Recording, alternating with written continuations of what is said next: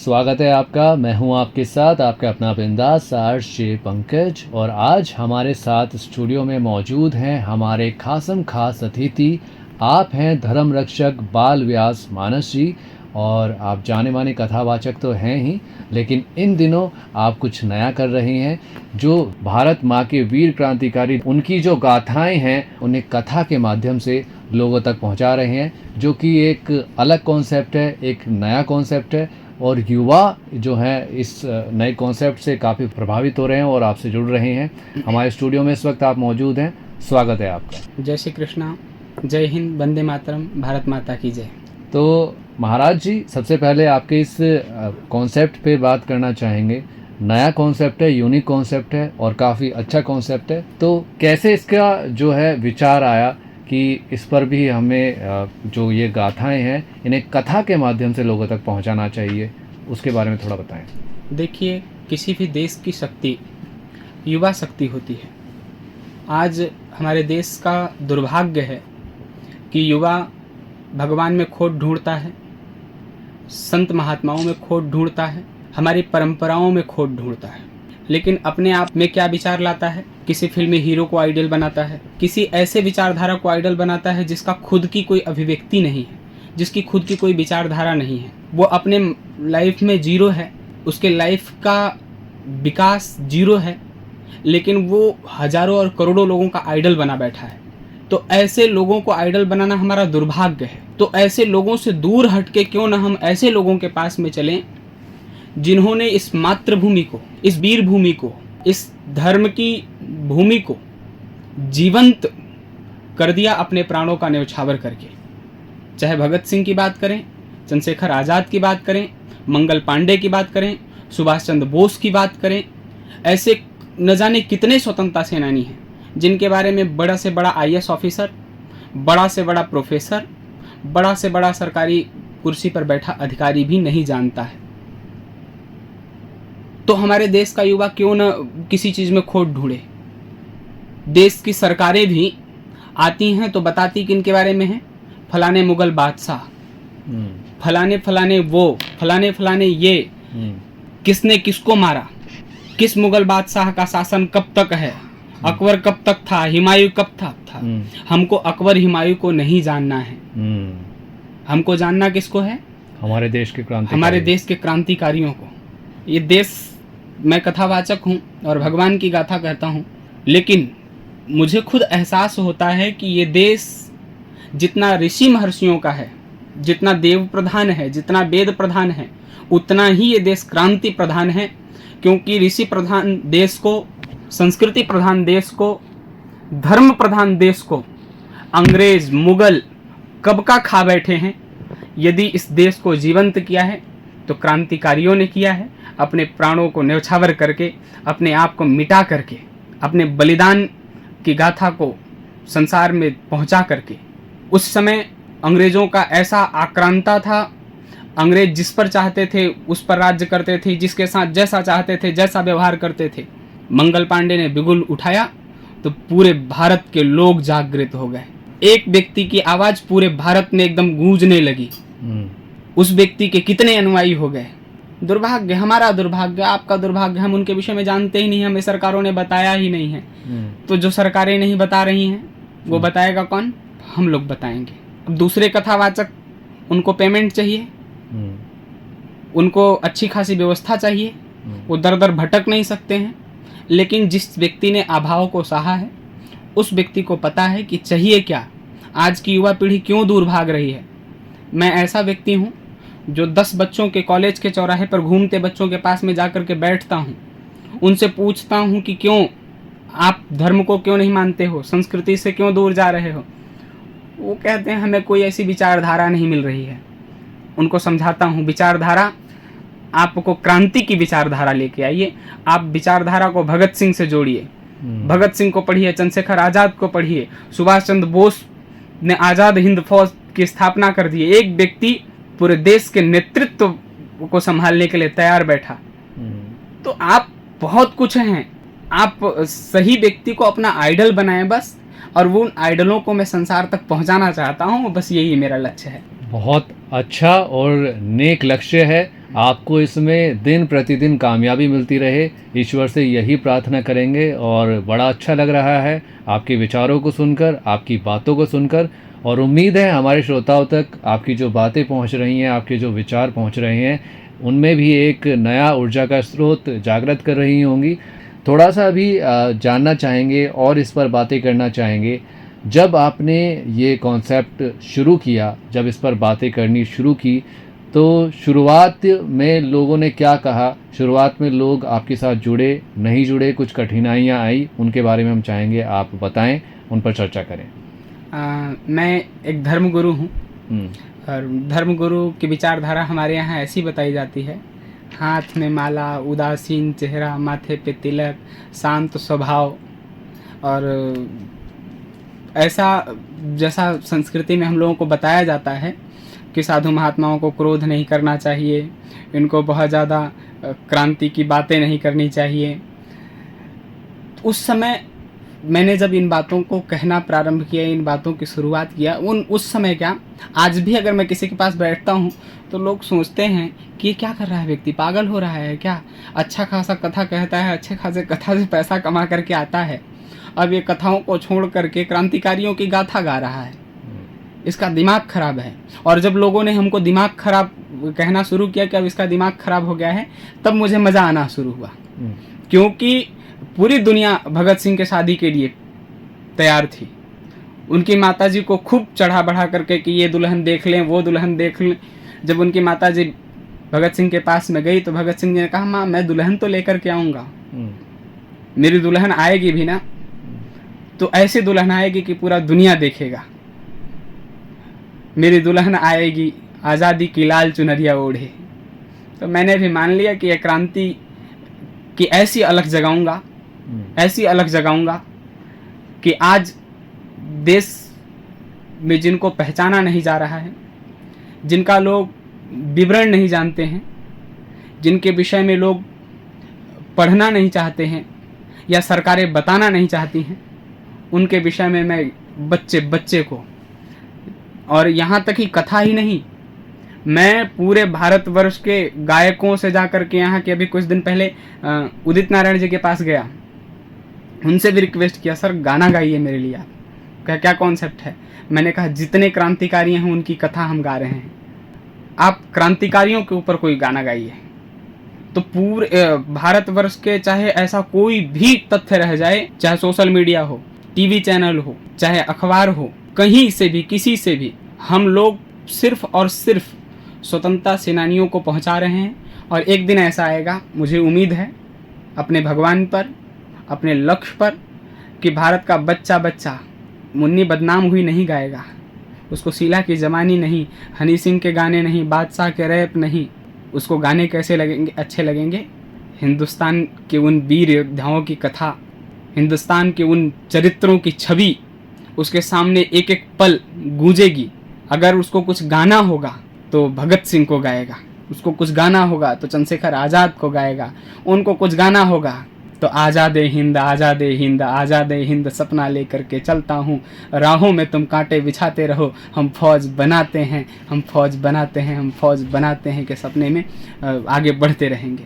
और ये आने वाले समय में मेरा संपूर्ण लक्ष्य स्कूली बच्चों, IAS, IPS, सिविल सर्विस की तैयारी करने वाले बच्चे, भारत के अच्छे आयाम पर पहुँचे प्रोफेसर, टीचर्स, इन सब तक पहुँचना, जो शिक्षित हैं, युवा वर्ग हैं, या फिर जो आने वाले समय में युवा होने वाला है, ऐसे लोगों तक मेरा पहुंचना लक्ष्य है।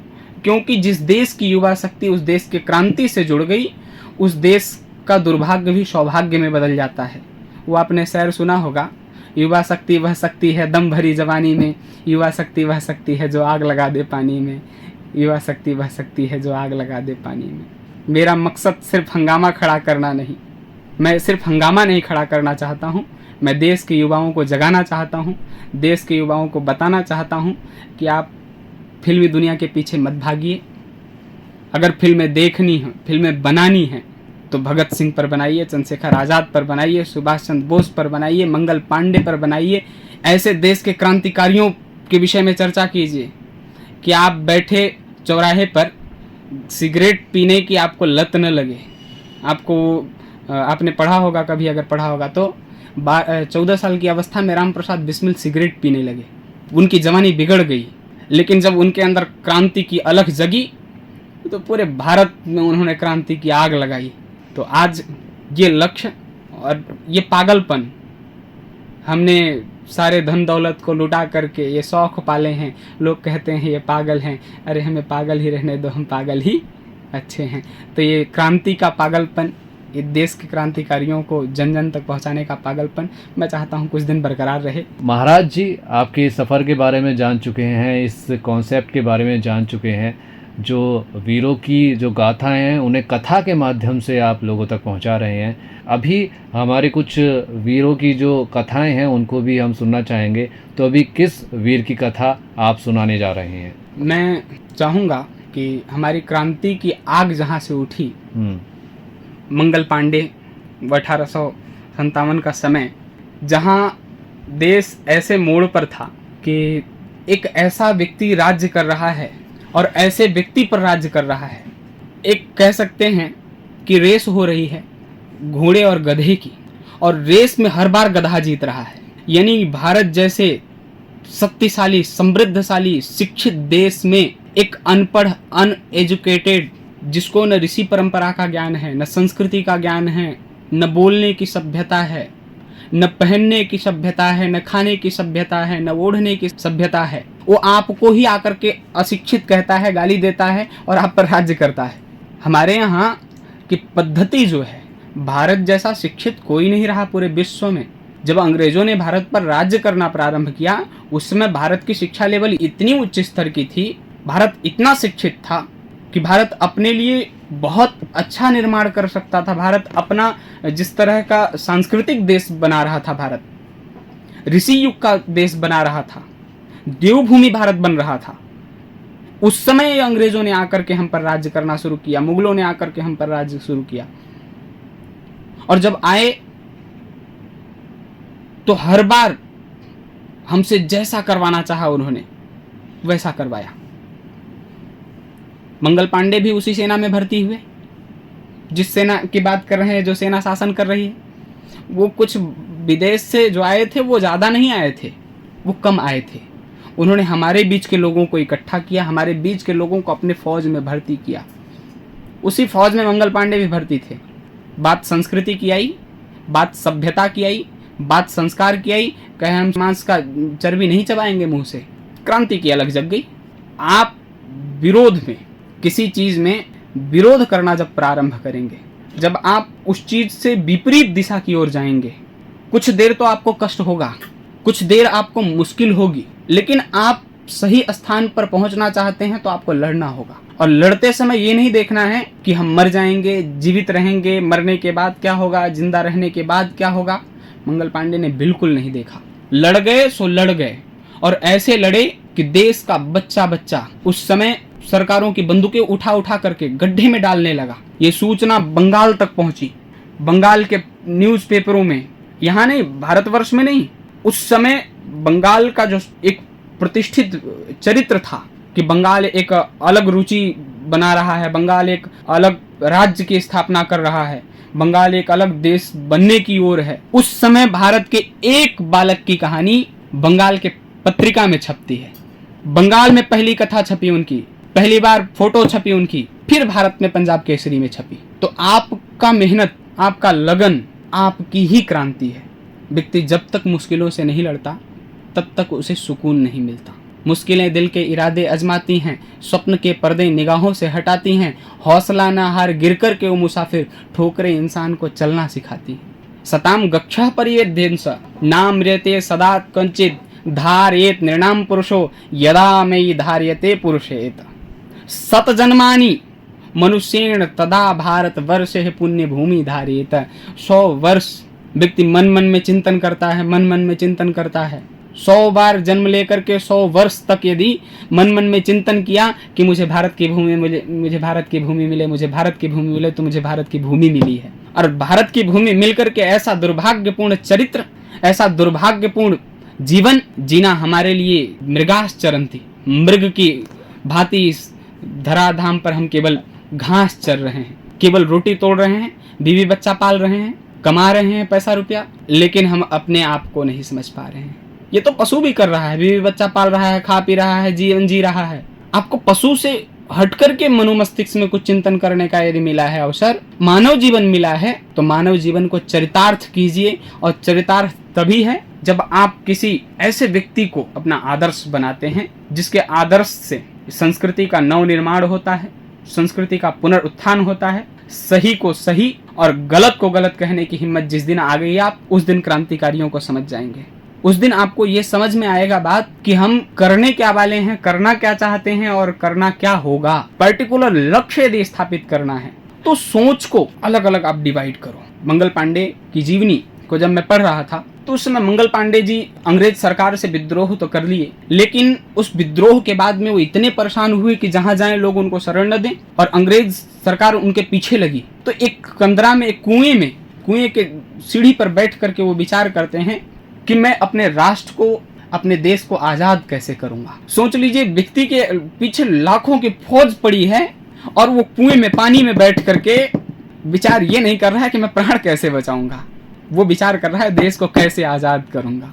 उन्होंने फिर अपने मनोमस्तिष्क में जो विचारों को व्यक्त किया, जिस कवि ने उनके जीवनी को लिखा या जो उनकी चर्चाएं उन्होंने सामने बताई, जो हम लोगों को बाई लेटर पढ़ने को मिला, आप भी आज भी पुरातत्व विभाग से मांग कर सकते हैं। हम लोगों को किसी चीज की कमी नहीं है, हमारा अधिकार है। ITI लगा करके हम पुरातत्व विभाग से उन किसी भी स्वतंत्रता सेनानी के बारे में जानकारी मांग सकते हैं। यह हमारा संपूर्ण भारत सरकार द्वारा संविधान में लिखित हमारा अधिकार है। लेकिन किसी भी कॉलेज का विद्यार्थी, किसी भी स्कूल में ये आज तक किसी का एक दस्तावेज मिल जाए तो मैं नाम बदल दूंगा।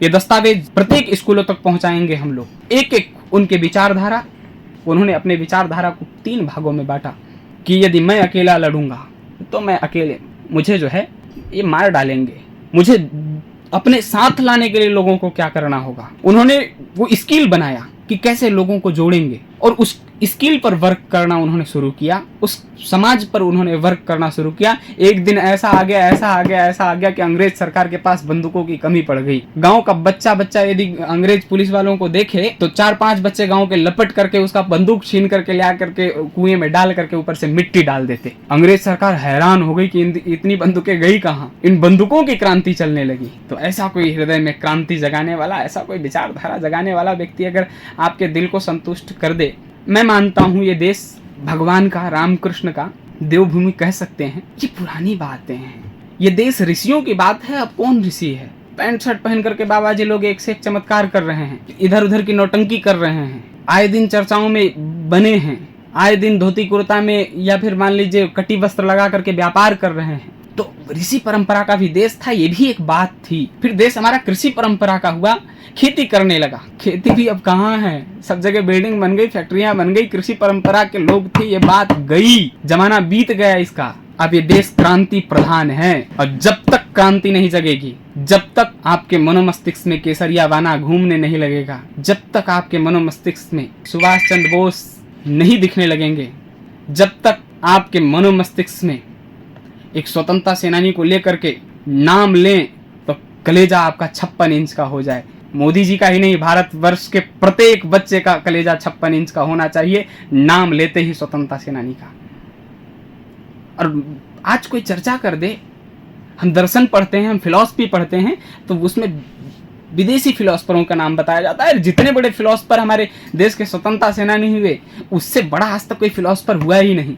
छोटी छोटी चीज़ों से हमको एक एक ऐसी कड़ियाँ दे गए कि अगर पढ़ें और दिल से उसको सुन लें तो हृदय गदगद हो जाता है, आंखें नम हो जाती हैं। मनोमस्तिष्क में एक ही चीज़ समझ में आता है कि देवभूमि क्या है, ऋषि भूमि क्या है, कृषि भूमि क्या है और क्रांति भूमि क्या है। आज सौभाग्य का दिन देखिए कि जहाँ से आज़ादी की और क्रांति की एक बड़ी संरचना हुई जी, जहाँ से बिगुल फूका गया, उस पावन धरा मेरठ पर बैठ करके मैं क्रांति की बात कह रहा हूँ।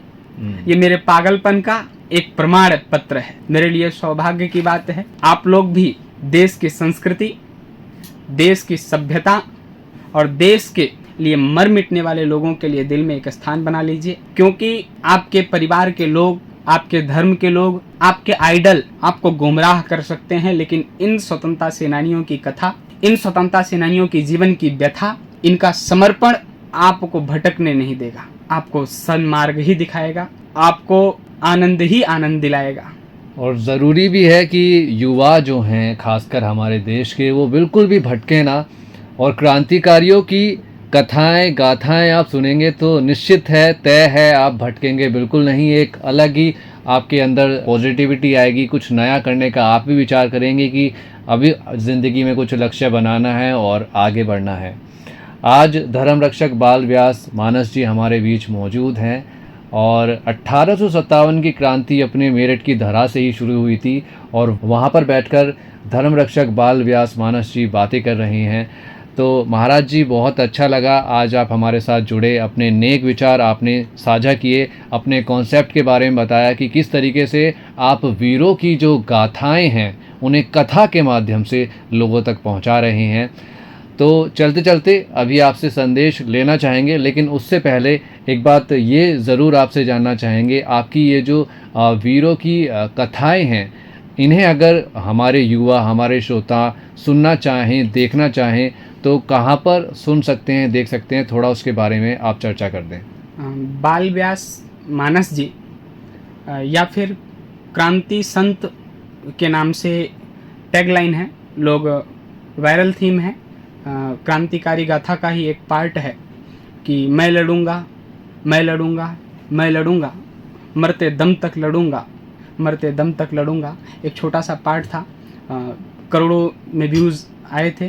तो क्रांतिकारी संत टैगलाइन है, आप क्रांतिकारी संत टैगलाइन डालेंगे या फिर बाल व्यास मानस जी डालेंगे, दोनों टैगलाइन पर आपको क्रांतिकारियों की कथा और हमारे द्वारा जो धार्मिक रूप से प्रवचन दिए जाते हैं उन प्रवचनों को आप सुन सकते हैं। क्या बात है महाराज जी, चलते चलते अभी आपका संदेश लेना भी काफ़ी ज़्यादा अहम है, काफ़ी ज़्यादा ज़रूरी है।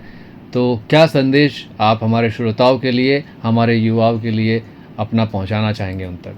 युवा देश की संस्कृति या देश की शक्ति का परिचय है, इसलिए युवा लोगों से विशेष निवेदन है कि आप संसार के ऐसी शक्ति हो जो बहुत बड़ी बड़ी तोपों को फेल कर सकती है, जो बहुत बहुत बड़ी मशीनरी चीज़ों को भी फेल कर सकती है, संसार को नई दिशा दिखा सकती है, संसार में एक ज्योति प्रकट कर सकती है, उसको कहते हैं युवा शक्ति। और उस शक्ति से ही निवेदन है, उनसे एक ही रिक्वेस्ट है कि आप जिस व्यसन की ओर जा रहे हो, जिस ओर आप कदम बढ़ा रहे हो, वो दुर्भाग्यपूर्ण अब तक के पीछे तक का समय रहा है। यदि आप मेरी बात आप तक पहुंच रही है तो आई रिक्वेस्ट यू, इंस्टाग्राम पे ऐसे ऐसे अंगुली स्क्रॉल करने से अच्छा है कि आप पन्नों को ऐसे ऐसे पलटिए, आप ऐसी वस्तु से जुड़ें, ऐसे लोगों से जुड़ें जो आपको आपका परिचय करा दें। और मैं गारंटी देता हूं, मेरे कहने पर